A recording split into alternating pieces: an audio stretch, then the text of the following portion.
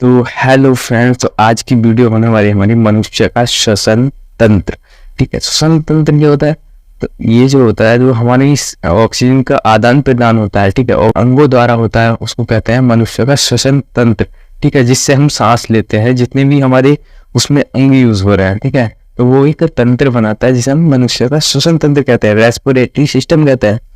तो देखो, जो हमारा रेस्पिरेटरी सिस्टम है, ये हमने दो प्रकार के होते हैं। ठीक है, दो प्रकार के हमने बांट रखे हैं। ठीक है, तो देखो, सबसे पहला है हमारा सहायक श्वसन तंत्र और मुख्य श्वसन तंत्र। ठीक है, तो देखो, सहायक श्वसन तंत्र वह तंत्र होते हैं जो कि हमारे जो फेफड़ा होता है, ठीक है, जो हमारा मेन श्वसन तंत्र है, ठीक है, तो वहां तक जो है हमारी सांस को पहुंचाने में कार्य करते हैं। ठीक है, तो इनमें कोई भी गैस विनिमय नहीं होता। गैस विनिमय मतलब कि उसमें से ऑक्सीजन निकाल लेते हैं, ये कार्बन डाइऑक्साइड उसमें डाल देते हैं। तो देखो, जब हम सांस लेते हैं तो बेसिकली उसमें से ऑक्सीजन जो है हमारे ब्लड में मिल जाती है, और ब्लड से जो कार्बन डाइऑक्साइड होती है वो ऑक्सीजन में उसमें हवा में मिल करके वापस बाहर आ जाती है। तो इसमें जो है ऐसी कोई क्रिया नहीं होती। ठीक है, तो इन्हें कहते हैं हम सहायक श्वसन तंत्र। तो सहायक श्वसन तंत्र में टोटल हमारे 6 जो अंग होते हैं जो मिलकर के हमारा सहायक श्वसन तंत्र बनाते हैं। तो सबसे पहला होता है हमारा बाह्य नासारंध्र। बाहर का मतलब होता है बाहर का। ठीक है, बाह्य नासारंध्र जो है हमारा बाहर का नाकों के छेद। ठीक है, रंध्र कहते हैं हम छेद को। तो हमारे जो नाकों में छेद होते हैं, ठीक है, नाक में छेद होते हैं, नाकों में नहीं। तो मनुष्य में मुख के ऊपर एक जोड़ी बाह्य नासारंध्र होते हैं। ठीक है, बाह्य नासारंध्र मतलब नोज का जो छेद होते हैं, ठीक है, उनको हम क्या कहते हैं? बाह्य नासारंध्र। अब नेक्स्ट हमारा नासापथ या नासा मार्ग। तो देखो, हमारे नासारंध्र तो होते हैं, ठीक है, उसमें जो एक पाइप लगा होता है, तो जो हमारा पाइप होता है कहाँ, यहाँ से स्टार्ट होता है और हमारे जो ग्रासनी है वहां तक का एक पाइप होता है जो कि टेढ़ा मेढ़ा होता है। अब सबके दिमाग में एक क्वेश्चन आता है कि हमारे नोज में वाल क्यों दिए हैं? ठीक है, अगर हमारे नोज में वाल नहीं होते तो हमें कोई प्रॉब्लम ही नहीं होनी पड़ती। तो देखो, हमारी नोज जो आती है वो क्यों आती है? तो इसमें दिया रखा है कि जो पाइप टेढ़ा मेढ़ा होता है, ठीक है, इसका जो मार्ग होता है वो टेढ़ा मेढ़ा होता है। तो वो टेढ़ा मेढ़ा क्यों होता है? सीधा दे देते तो हमारी जो हवा सीधी आराम से जाती। तो देखो, टेढ़ा मेढ़ा इसलिए होता है कि हमारे वायुमंडल में बहुत छोटे छोटे धूल के पार्टिकल्स होते हैं। ठीक है, छोटे छोटे कण होता है। तो वो अगर हमारे फेफड़े में जाके जम गए, ठीक है, तो हमारे फेफड़ों की जो थोड़ी लाइफ होती है वो कम हो जाती है। तो इसको बचाने के लिए, फेफड़ों को सुरक्षित करने के लिए इसको टेढ़ा मेढ़ा बनाया जाता है। और इसमें एक तरल पदार्थ जो है रिलीज होता रहता है, जिसे हम लोजी कहते हैं। ठीक है, उसको साइंस की भाषा में कहते हैं श्लेष्मा। इसमें श्लेष्मा की ग्रंथियां होती हैं, वो चिपचिपा गाढ़ा पदार्थ होता है। जब उससे वायु टकराती है ना, तो उसमें जो पार्टिकल्स होते हैं वो उससे चिपक जाते हैं और वहीं पे रुक जाते हैं। तो हमारे फेफड़ों तक जो है प्योर वायु हमारी जाती है। अब कहते हैं मुंह से सांस क्यों नहीं लेनी चाहिए? तो देखो, मुंह से जब सांस लेते हैं तो जो पार्टिकल्स है वो सीधे हमारे फेफड़े में चले जाते हैं। फेफड़े में जो है पार्टिकल्स चले जाते हैं, तो जिससे हमारी जो है फेफड़ों की थोड़ी लाइफ कम होती है और इंफेक्शन भी होने का थोड़ा खतरा रहता है। तो देखो, नेक्स्ट हमारा ग्रासनी। तो ग्रासनी बेसिकली जो है हमारा खाना अंदर पहुंचाने का काम करती है। ठीक है, लेकिन श्वसन तंत्र में भी ये काम कर रही है, क्योंकि हमारा जो नासापथ था, नासा मार्ग था, वो कहाँ खुल रहा था? ग्रासनी में। ग्रासनी में खुल रहा था। तो ग्रासनी से हमारा जो है नासापथ से वायु ग्रासनी में प्रवेश करती है। नासापथ जो है हमारा वायु को कहाँ? ग्रासनी में छोड़ता है। और ग्रासनी में मुख तथा नासापथ दोनों जुड़े होते हैं। ग्रासनी से तो हमारा मुख जुड़ा होता है, क्योंकि बेसिकली हम खाना इसी से खाते हैं, तो इसलिए हम मुख से भी सांस ले सकते हैं।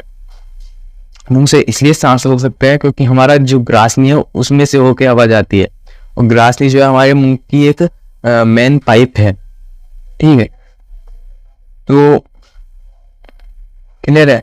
अब देख लेते हैं कि हमारा जो ग्रासनी में हम खाना खाते हैं तो वो फेफड़े में क्यों नहीं जाता? क्योंकि फेफड़े का पाइप भी एक जुड़ा हुआ है। तो देखो, सिंपल सा है कि ये जो है पाइप है, ठीक है, ये ऐसे समझ लेते हैं कि हमारा ग्रासनी है। ठीक है, अब हमारे कंठ में यहाँ पे एक डबल पाइप होते हैं। ये वाला हो गया हमारा ऑक्सीजन का, ठीक है, जो हमारी सांस नली है, ठीक है, इसमें हमारी सांस जाती है। तो यहाँ पे क्या करा है, यहाँ पे क्या मैकेनिज्म यूज होता है कि जब हमारा खाना खाते हैं हम, तो यहाँ पे एक इस तरह का मोड़ होता है, इसमें सांस नहीं है, इस तरह से जुड़ा होता है, ठीक है। तो जब हम खाना खाते हैं, ठीक है, तो ये जो हमारा एक ऐसा होता है कि जी ये हमारा सांस नली का छेद है, ठीक है, ये नीचे को हमारा पेट का पाइप जा रहा है, तो ये जो है हमारा ढक्कन इस तरह से रहता है। तो वायु तो हमारी घूम करके ऐसे वापस चली जाएगी, लेकिन जब हम खाना खाते हैं तो ये जो है इस तरह से उसको बंद कर देता है, बंद कर देता है। तो हमारी जो है खाना जो है हमारे फेफड़ों में नहीं जा सकता, क्योंकि हमारा वो बंद हो गया, ढक्कन लग गया उस पर। तो अब जब वो हमारा खाना अंदर चला जाता है तो फिर ढक्कन खुल जाता है, जिससे कि हमारी सांस आने जानी स्टार्ट हो जाती है, ठीक है। तो हमें पता है कि जब हम खाना खाते हैं तो हम पे सांस नहीं ली जाती, तो वही रीजन है। अब नेक्स्ट देख लेते हैं हमारा वायु नाल।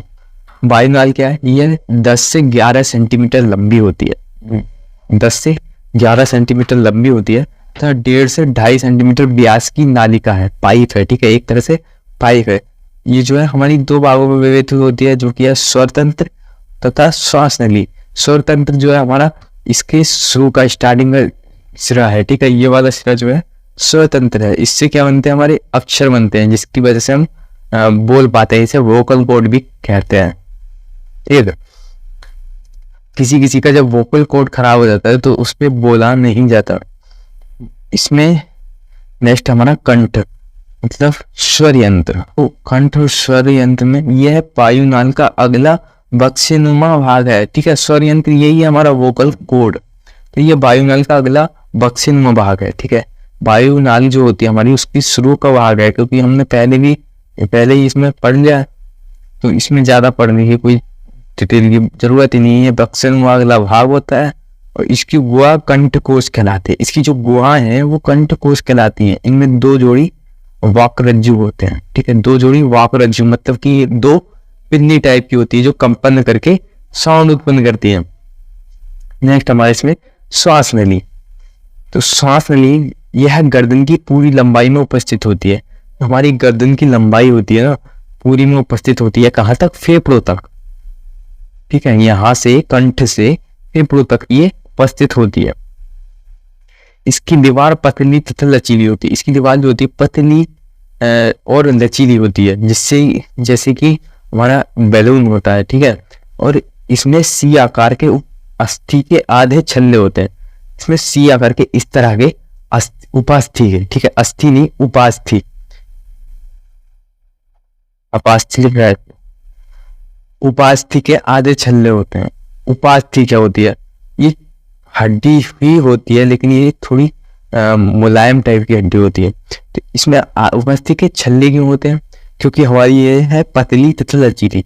अगर इसमें सांस नहीं होगी तो ये पिचक जाएगी, पिचकने से उसमें थोड़ी चिपकने की, जैसे हमारा बैलून पिचक जाता है तो चिपक जाता है, तो वो प्रॉब्लम हो सकती है। इसलिए इसमें सी आकार के उपास्थि के छल्ले होते हैं, जिससे कि हमारी सांस हो या ना हो वो पिचकेगा नहीं उससे, ठीक है। अब ये छल्ले की गिनती होती है 16 भी हो सकते हैं, वो 15 भी हो सकते हैं, ठीक है। किसी में 15 होते हैं, किसी में 16 होते हैं, ठीक है। तो हमारा सहायक श्वसन तंत्र था ये। अब देखते हैं मुख्य श्वसन तंत्र। तो सहायक श्वसन तंत्र में हमने बाह्य नासारंध्र पढ़ लिया, नासापथ, ग्रासनी, वायुनाल, कंठ, श्वास नली, ठीक है, ये होते हैं हमारे सहायक श्वसन तंत्र। सहायक श्वसन तंत्र मतलब जो हमारी वायु को फेफड़ों तक या मुख्य श्वसन तंत्र तक पहुंचाने में सहायता करते हैं, उसे कहते हैं सहायक श्वसन तंत्र। अब देख लेते हैं मुख्य श्वसन तंत्र। सहायक श्वसन तंत्र तो पढ़ लिया। मुख्य श्वसन तंत्र में सिर्फ हमारा एक ही ऑर्गन्स आता है, वो है हमारा फेफड़ा। फेफड़ा जिसे हम लंग्स भी कहते हैं, ठीक है। तो मनुष्य के दोनों फेफड़े हृदय के दोनों ओर पक्ष गुहा का अधिकांश भाग घेरे रहते हैं। पक्ष गुहा क्या होता है, जो हमारा ये जो सीना होता है, ठीक है, पसलियों के बीच में जो जगह होती है उसे कहते हैं पक्ष गुहा, ठीक है। पसलियों के बीच में सुरक्षित जगह जो होती है उसे कहते हैं पक्ष गुहा, तो ये क्या करता है, हृदय तो हमारा सेंटर में है, तो इसके दोनों तरफ जो है हमारे फेफड़े होते हैं, ठीक है, हृदय को घेरे हुए फेफड़े होते हैं। इनके चारों ओर एक गुहा होती है, इनके चारों ओर एक और गुहा होती है, ठीक है, एक पिन्नी टाइप चढ़ी हुई होती है, ठीक है, जिसे प्यूरल या फुफ्फुसिया गुहा कहते हैं, फुफ्फुसिया गुहा कहते हैं या फिर उसे प्यूरल कहते हैं। प्रत्येक फुफ्फुस शंक्वाकार, हल्का गुलाबी, स्पंजी तथा लचीला होता है। जो हमारा फुफ्फुस होता है, ठीक है, फुफ्फुस से ही मिलकर के हमारा जो फेफड़ा बना होता है, तो फुफ्फुस जो होता है वो तिकोना होता है, शंक्वाकार मतलब तिकोना होता है, और उसका कलर होता है हल्का गुलाबी, और वो स्पंज जैसा मुलायम और लचीला होता है, ठीक है। ये श्वासनिकाओं, वायु कोशों, कोशिकाओं तथा रुधिर कोशिकाओं के जाल से बने होते हैं, ठीक है। कौन? फुफ्फुस जो होते हैं हमारे, वो किन से? श्वासनिकाओं, वायु कोशों, कोशिकाओं तथा रुधिर कोशिकाओं के जाल से बने होते हैं, ठीक है। इन सबका एक जाल टाइप जो मिलकर के क्या बनाता है? फुफ्फुस बनाता है।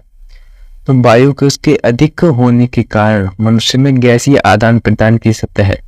वायु कोश होते हैं वो हमारे शरीर में बहुत ज्यादा होते हैं, हमारे फेफड़े में बहुत ज्यादा होते हैं, ठीक है। तो वो सब को अगर हम बिछा दिया जाए तो उनकी सतह जो होती है, ठीक है, जो हमारी सतह कितनी होगी? 100 वर्ग मीटर हो जाती है, 100 वर्ग मीटर। मनुष्य का दायां फुफ्फुस 3 पिंडों का, ठीक है, मनुष्य का दायां फुफ्फुस जो होता है वो 3 पिंडों का बना होता है, और मनुष्य का बायां फुफ्फुस होता है वो 2 पिंडों का बना होता है। प्रत्येक फुफ्फुस के चारों तरफ एक पतला आवरण पाया जाता है, जिसे कि हम फुफ्फुसीय आवरण कहते हैं। अब मेन बात इसमें रही कि फुफ्फुसीय आवरण का हमारा यूज क्या है, आवरण क्या होता है। तो देखो, जब हमारा डायाफ्राम होता है, ठीक है, डायाफ्राम जो होता है फेफड़ों के नीचे की एक परत होती है जो ऊपर नीचे होती है, जिससे हमारा प्रेशर बनता है। अगर हमारे फेफड़ों के चारों तरफ आवरण ना होगा तो जब ये प्रेशर डालेगी ना, तो प्रेशर इधर उधर को खाल में फैल जाएगा, ठीक है, प्रेशर बन नहीं पाएगा, जिसकी वजह से हमारी जो फेफड़े फूलने और पिचकेंगे भी नहीं। तो उसके प्रेशर को रोकने के लिए एक थैलीनुमा टाइट बैग जैसा होता है, जिससे कि अंदर का प्रेशर जो है वो खत्म ना हो, ठीक है। आई होप कि आप सबको हमारी वीडियो पसंद आई होगी और मनुष्य का श्वसन तंत्र जो है अच्छे से समझ में भी आ गया होगा। वीडियो पसंद आई हो तो लाइक जरूर करना और ज़्यादा से ज़्यादा शेयर करना, जिससे कि आपके दोस्तों को भी मनुष्य का श्वसन तंत्र जो है समझ में आए। और फिर मिलते हैं नेक्स्ट वीडियो में। नेक्स्ट होने वाली हमारी फेफड़ों की संरचना, तो उसे भी जरूर देखना। और इससे पीछे वाली अगर आपने नहीं देखी तो मैं डिस्क्रिप्शन में लिंक डाल दूंगा, जा करके देख लेना। मिलते हैं फिर नेक्स्ट वीडियो में, तब तक के लिए बाय।